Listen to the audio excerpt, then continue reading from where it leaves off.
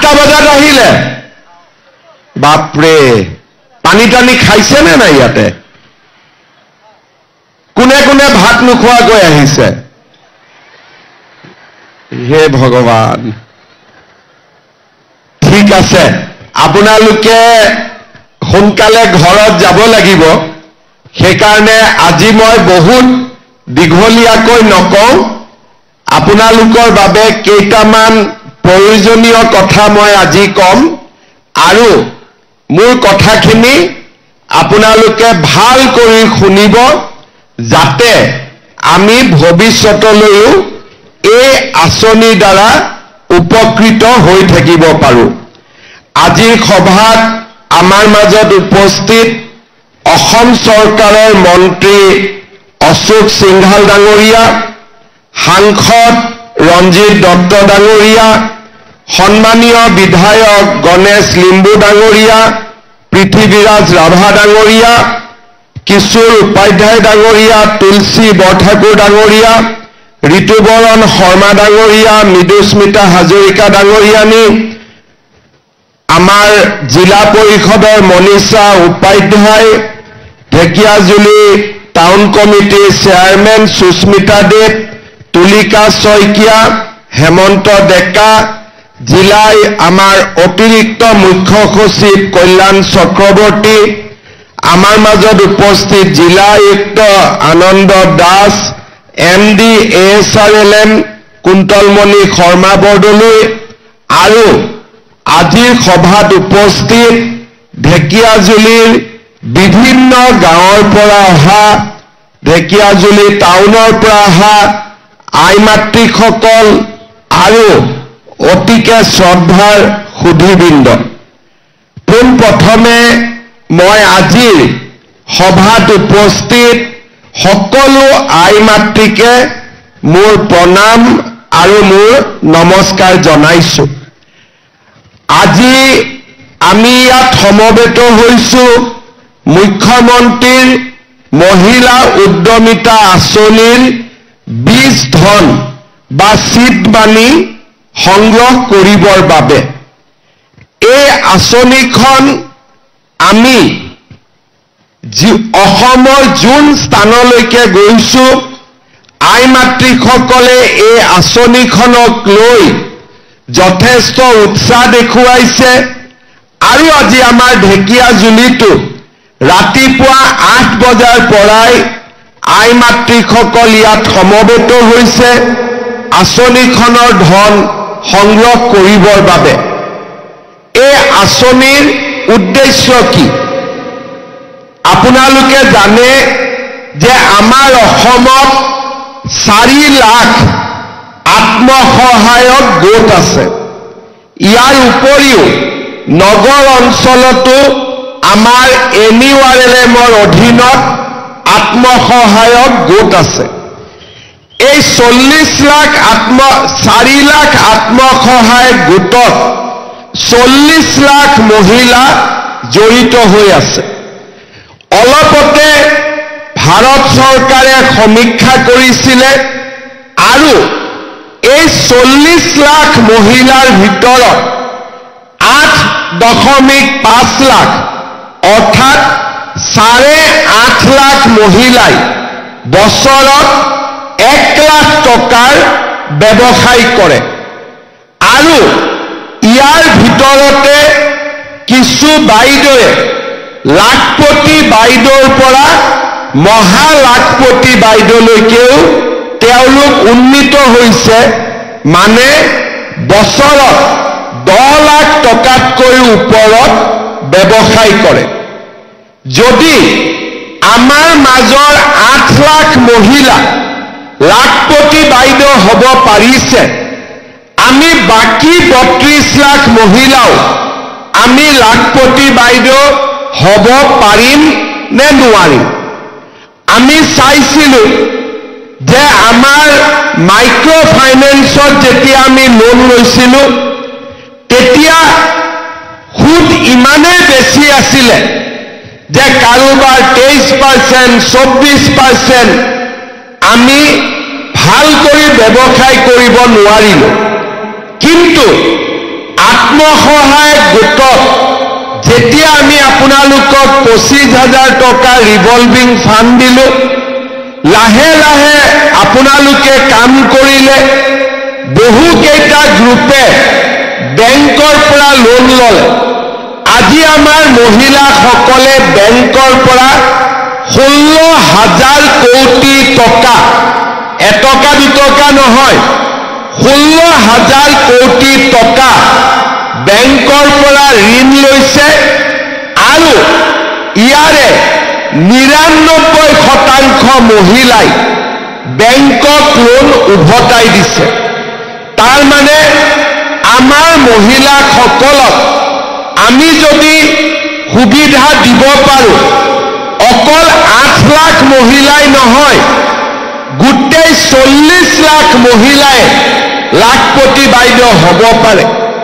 ঘৰত আমি মৌ-মাখি পালন কৰিব পাৰোঁ, গাখীৰ উৎপাদন কৰিব পাৰোঁ, আমি পিঠা পনাৰ ব্যৱসায় কৰিব পাৰোঁ আৰু পৰিয়ালৰ যি ব্যৱসায় আছে তাৰ লগত আমি নিজকে জড়িত কৰিব পাৰোঁ। আৰু সেই কাৰণেই আমি এটা সিদ্ধান্ত লৈছিলোঁ যে আমাৰ গ্ৰুপত মহিলাসকলে সহায় পাই থাকিব, কিন্তু গাই গুটিয়া কৰিও আমি মহিলাসকলক সহায় কৰা আৰম্ভ কৰিম। তাৰ মানে গ্ৰুপটো চলি থাকিব আৰু লগতে আমাৰ মহিলাসকলেও ব্যক্তিগতভাৱেও তেওঁলোকে ব্যৱসায় বা উৎপাদনমূলক কামৰ লগত জড়িত হৈ পৰিব। যেতিয়া আমি আঁচনিখন হাতত ললো, 40 লাখ মহিলা, আমাক 4,000 কোটি টকাৰ প্ৰয়োজন হ'ব। আজি আমাৰ ঢেকিয়াজুলিত প্ৰায় 32,000 মহিলা ইয়াতে গোট খাইছে। ইমান ডাঙৰ মিটিং ঢেকিয়াজুলিত আগত কেতিয়াও হোৱা নাই, ইমান মহিলা থকা মিটিং, হয়নে নহয়? আজি ঢেকিয়াজুলিয়েও ৰেকৰ্ড কৰিছে যে 32,000 মহিলা একেলগে ইয়াত আহি উপস্থিত হৈছে। 10,000 টকাকৈ যেতিয়া আমি পাম, আমি 32 কোটি টকা চৰকাৰৰ পৰা আমি একেলগে লাভ কৰিম। এই টকাটো দি আমি কি কৰিম? আমি সকলোৱে এটা এটা মোবাইল কিনি ল'ম। হ'ব? কোনে কোনে মোবাইল কিনিব? হাত দাঙক।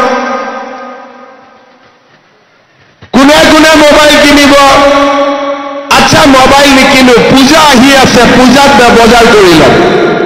কোনে কোনে পূজাৰ বজাৰ কৰিব? কোনেও হাত দাঙা নাই। আচ্ছা, কোনে কোনে এই টকাটো ভাল কামত খৰচ কৰিব? তেওঁলোকে হাত দাঙক। বাস, এতিয়া চবে হাত দাঙিছে। তাৰ মানে আমি বুজি পাইছো যে এই টকাটো চৰকাৰে আমাক কিহৰ কাৰণে দিছে। এতিয়া আমি মোবাইল কিনিলো, পূজাৰ বতৰত কাপোৰ কিনিলো, আমি ইমানতে এই আঁচনিখনত সামৰণি মাৰিলো। কিন্তু 3টা ৰাস্তা আমাৰ হাতত আছে।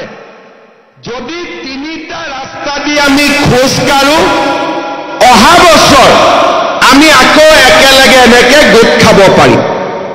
3টা ৰাস্তা কি? যে আমি 10,000 টকাৰ আজি এখন চেক পাম। এই 10,000 টকা যদি 10জনীয়া গ্ৰুপটোত আমি জমা দিওঁ, আমাৰ 1 লাখ টকা হ'ব। আৰু বেংকে যেতিয়া দেখিব আপোনালোকৰ গ্ৰুপত 1 লাখ টকা জমা আছে, বেংকে আপোনালোকক আৰু লোন দিব আৰু গ্ৰুপটো আগবাঢ়ি যাব পাৰিব। দ্বিতীয়তে, যে নহয় মই গ্ৰুপত নিদিওঁ, মই নিজে কিবা এটা কৰিম, ভাল কথা। নিজে কি কৰিব? আমি এটা যিকোনো ব্যৱসায় কৰিম। মৌমাখি, গাখীৰ, মুৰ্গী, গাহৰি, সৰু পিঠা পনা বা তাঁতশালৰ কাম আমি যেনেকে বিচাৰো আমি এই 10,000 টকা আমি ব্যৱহাৰ কৰিম।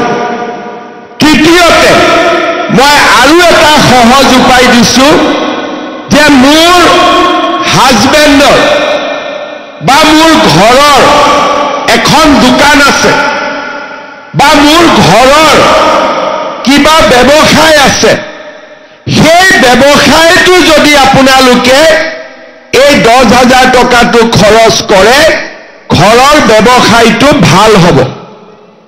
তাৰমানে আমি গ্ৰুপত দিম, নহলে আমি নিজে খৰচ কৰিম, নহলে আমি ঘৰৰ ব্যৱসায় যি ব্যৱসায় ইতিমধ্যে আছে তাতে আমি টকাটো খৰচ কৰিম।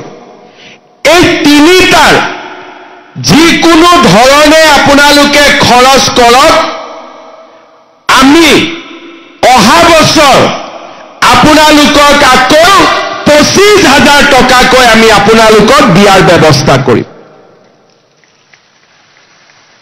আজি 10,000, তাৰ পিছত অহা বছৰ 25,000। বিশ্বাস আছে নে নাই মোৰ ওপৰত?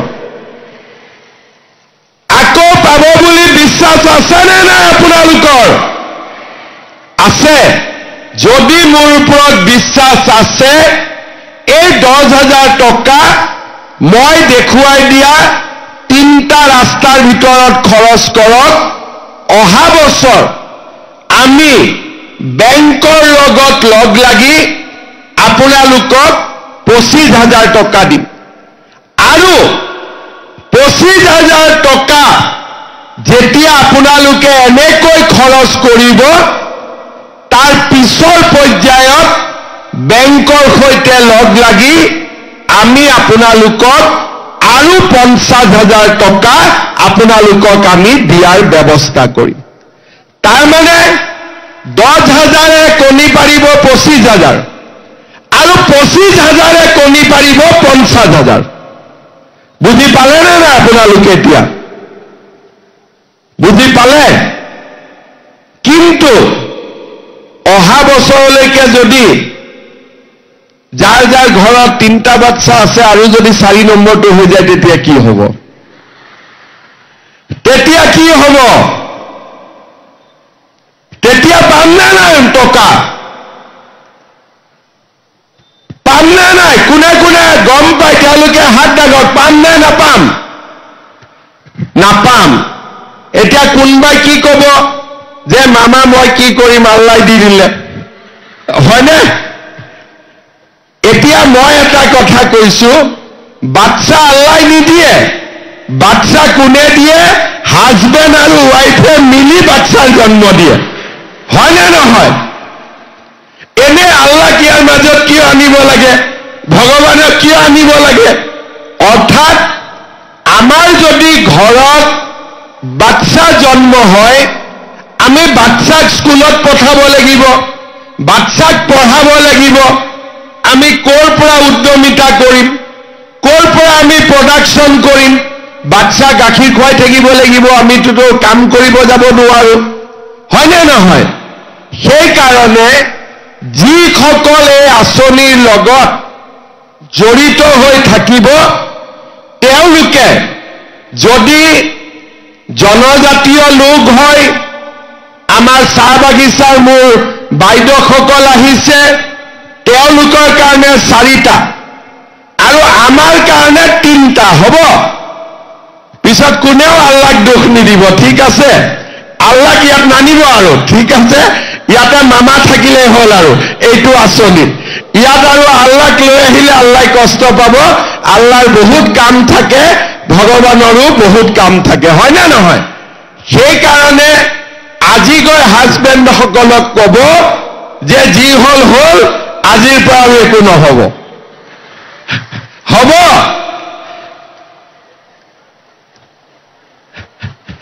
এই বাইদেউসকলৰ চিন্তা হৈছে অকণমান।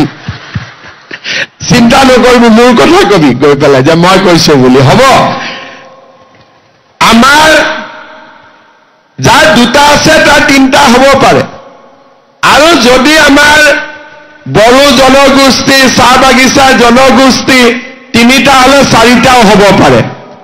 কিন্তু যাৰ তিনিটা আছে সি চাৰি হ'ব নালাগে, আৰু যাক মই চাৰি কৈছো সি পাঁচ হ'ব নালাগে। হ'ব, ইমানতে হলে হৈ যাব।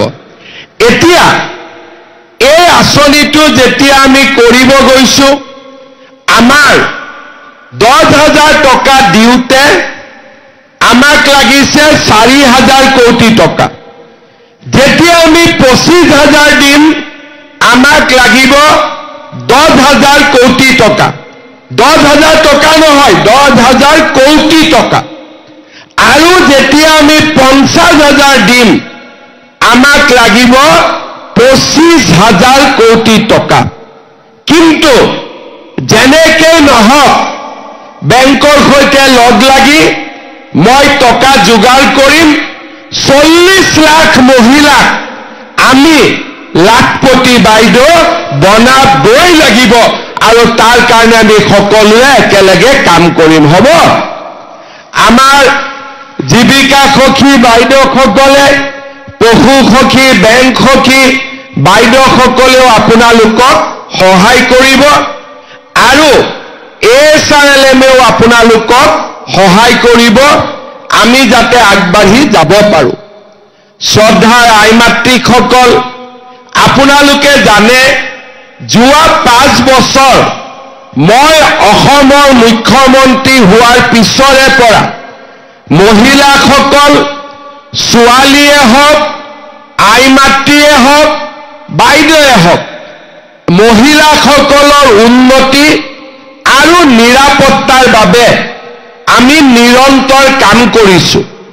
বাল্য বিবাহ আমি বন্ধ কৰাৰ চেষ্টা কৰিছো, নিযুত মইনা আঁচনি দিছো, আৰু আমি অহা 17 ছেপ্টেম্বৰ তাৰিখে প্ৰধানমন্ত্ৰী মোদী ডাঙৰীয়াৰ জন্মদিনৰ দিনা আমি অৰুণোদয় তৃতীয়ৰো আমি আপোনালোকক টকা দিয়া আৰম্ভ কৰিম। অৰুণোদয়ত আজি আমি 10,000 টকা উদ্যমিতাত পাম। অৰুণোদয় আমি মাহিলী 1250 টকাকৈ পাম। এইবাৰ আমি আৰু এটা নিয়ম কৰিছো, আপোনালোকক আমি এখন ফৰম দিছো, পোৱা নাই যদিও পাব। গেছৰ নম্বৰটো আপোনালোকে দি দিব। ভৱিষ্যতে আপোনালোকে গেছ কিনিলে অৰুণোদয় পৰিয়ালে গেছ কিনাৰ কাৰণেও চৰকাৰৰ পৰা আৰু 250 টকাকৈ পাব। 1250 পালো মাহত, আৰু লগত পালো আমি 250 টকা গেছ কিনাৰ কাৰণে। এতিয়া আপোনালোকে মোক কওক, ঘৰত ৰেচন কাৰ্ড কাৰ কাৰ আছে? হাত উঠাওক যাৰ যাৰ ৰেচন কাৰ্ড আছে। ঠিক আছে, কাৰ কাৰ ৰেচন কাৰ্ড নাই হাত উঠাওক। অকণমান মানুহৰ ৰেচন কাৰ্ড নাই, তেওঁলোককো অশোক সিংগালে ৰেচন কাৰ্ড দিয়াৰ ব্যৱস্থা কৰিব লাহে লাহে। সকলোৰে আমাৰ ৰেচন কাৰ্ড আছে। এতিয়া ৰেচন কাৰ্ডত আমি ইমান দিনে চাউল পাইছিলো। 1 নৱেম্বৰৰ পৰা ৰেচন কাৰ্ডত চাউলৰ লগতে আপোনালোকক আমি কম দামত দালিও দিম, নিমখো দিম, আৰু চেনিও দিয়াৰ কাম আমি আৰম্ভ কৰিম। তাৰ মানে নিযুত মইনা পালো, অৰুণোদয় পালো, মহিলা উদ্যমিতা পালো, গেছৰ কাৰণে 250 টকা পালো, আৰু লগতে ৰেচন কাৰ্ডৰ দোকানত আমি দালি, নিমখ আৰু চেনিও চৰকাৰৰ পৰা কম দামত পোৱা আমি আৰম্ভ কৰিম। আগতে কেতিয়াবা কংগ্ৰেছৰ চৰকাৰ থাকোঁতে মহিলাসকলে ইমান সুবিধা পাইছিলে নেকি? একদম সঁচা কথা কওক, পাইছিলে নেকি? পাইছিলে নেকি? অহাবাৰ কাক ভোট দিব লাগিব? কাক ভোট দিব লাগিব? কাক ভোট দিব লাগিব?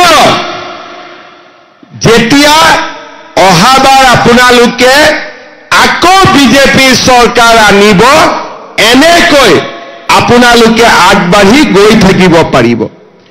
আজি আমাৰ এই সুন্দৰ মিটিংখন অশোক সিংঘাল ডাঙৰীয়াই ইমান ধুনীয়াকৈ আপোনালোকক মাতি আনি আপোনালোকে যাতে অৰুণোদয় পায়, মহিলা উদ্যমিতা পায়, এই গোটেই ব্যৱস্থাবিলাক অশোক সিংঘাল ডাঙৰীয়াই আপোনালোকক কৰি দিছে।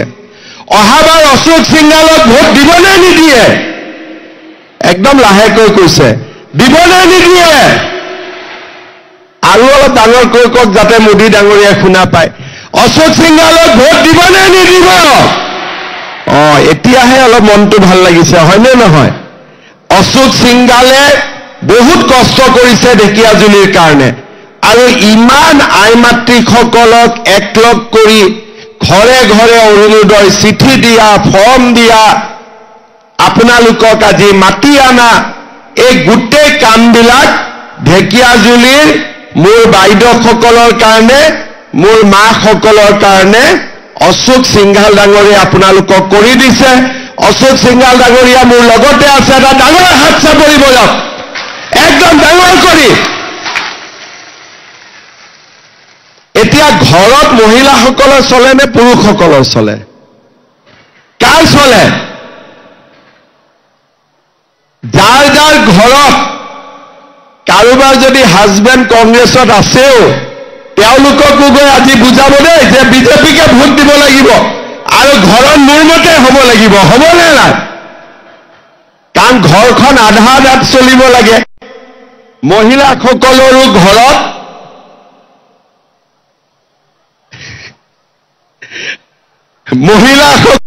ঘৰত চলিব লাগে, আৰু মহিলাসকলক যি টকা চৰকাৰে দিয়ে 100% ঘৰৰ কামত লাগে। মোক মাজে মাজে কোনোবাই কয় যে আপুনি পুৰুষসকলক নিদিয়ে।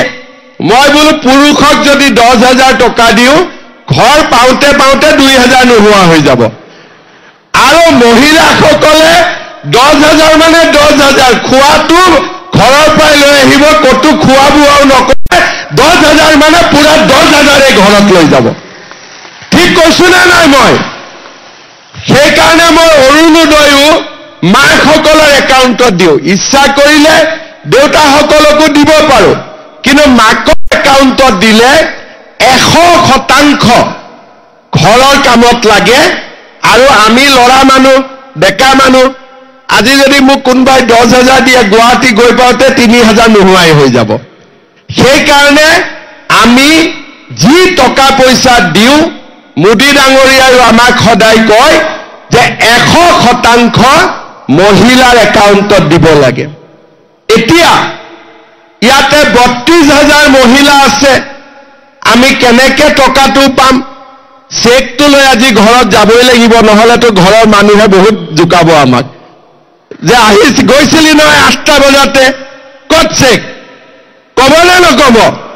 গতিকে আজি যেনেকে নহওক চেক লৈ যাবই লাগিব, হয়নে নহয়? সেইকাৰণে মই এটা সহজ ব্যৱস্থা কৰি দিছো। আমাৰ ঢেকীয়াজুলি সমষ্টিত 350 ভিঅ আছে, সেলফ হেল্প গ্ৰুপৰ ভিঅ আছে 350।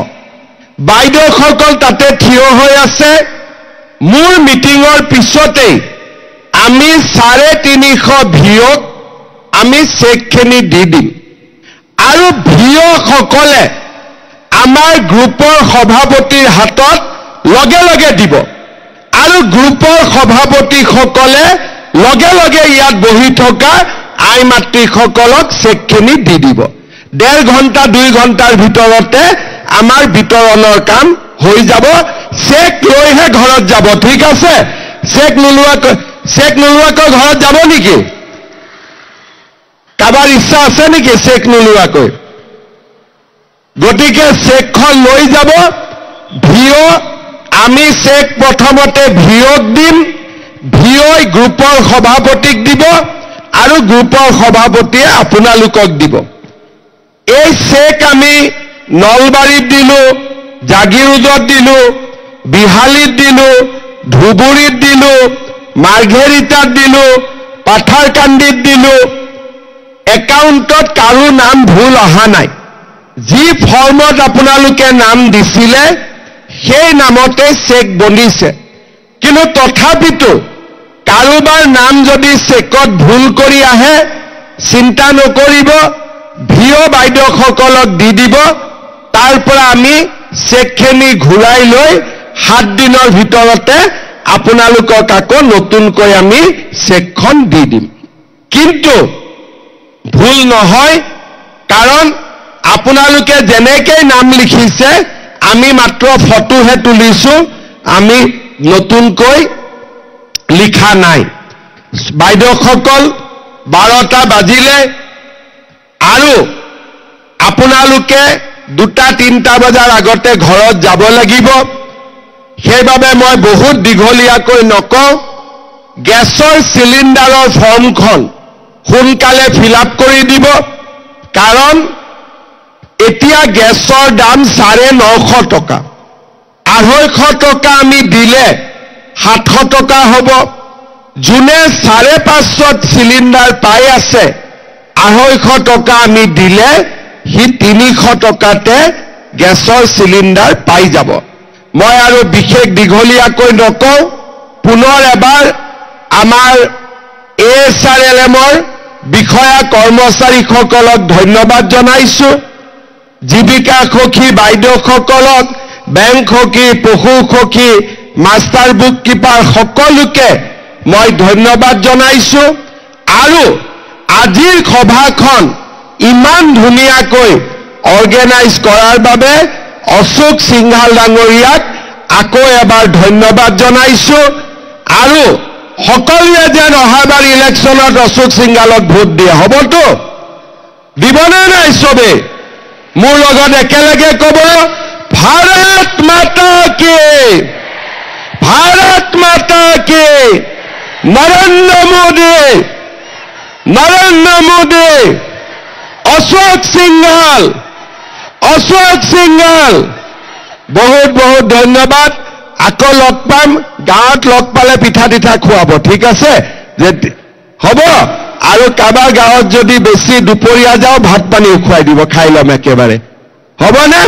ঠিক আছে, বহুত বহুত ধন্যবাদ। জয় হিন্দ, বন্দে মাতৰম।